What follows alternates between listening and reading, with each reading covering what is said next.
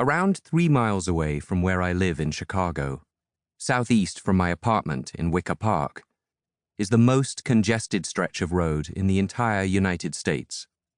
Just west of Union Station, once one of the busiest railway stations in the entire world, is the intersection between I-90 and I-290, otherwise known as the Kennedy and Eisenhower Expressways.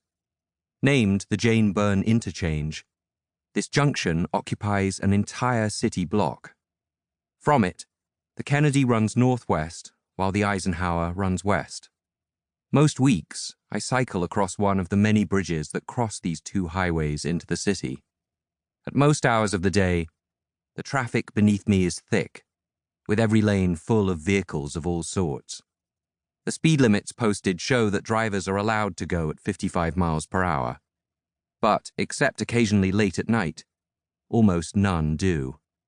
They move along at 30 miles per hour or less, and often sit almost completely still, bumper to bumper, hooting at each other. These roads came long after much of the rest of Chicago was built. The building I live in was constructed in 1890, on a street built for the new upper middle class, produced by the late Victorian Industrial Revolution.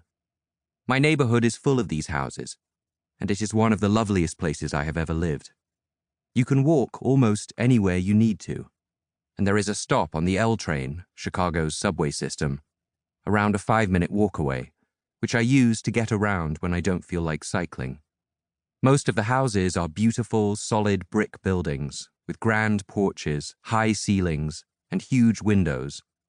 I only rarely use the freeway that runs less than a mile away from my front door, because, unlike most of the residents of Chicago, I do not own a car. And yet, living in Chicago, it is hard not to wonder what the city might be like if it and the other roads that cross the city had never been constructed. The expressways were built in the 1950s and 60s. Some parts replaced factories and warehouses, but they also were built by demolishing lots of homes much like the one I currently live in. The Eisenhower led to 13,000 families being relocated. And now, they run like a scar through the city. If you are on foot or on a bicycle, when you cross over or under them, you go through whole blocks of what is essentially wasteland. Half-used parking lots, derelict buildings, and a lot of awful big box stores surrounded by acres of tarmac. Just a 15-minute walk from some of the most expensive real estate in Chicago, it can feel like an outer suburb. If you travel by car, you will probably miss the colossal waste of space. But if you walk or cycle around, it is impossible to ignore. When the freeways were built, West Town, the neighborhood Wicker Park is a part of, fell into decline. The population of the neighborhood, mostly the descendants of Polish and Ukrainian immigrants who had moved to Chicago decades earlier, moved out to the suburbs in droves. The landlords who had housed them, often subdividing the older homes to squeeze more people in, stopped investing in their properties. Many buildings were simply abandoned, or worse, set on fire for insurance fraud. In one 3-year period, from 1976 to 1978, Chicago firefighters were called to more than 350 suspicious building fires.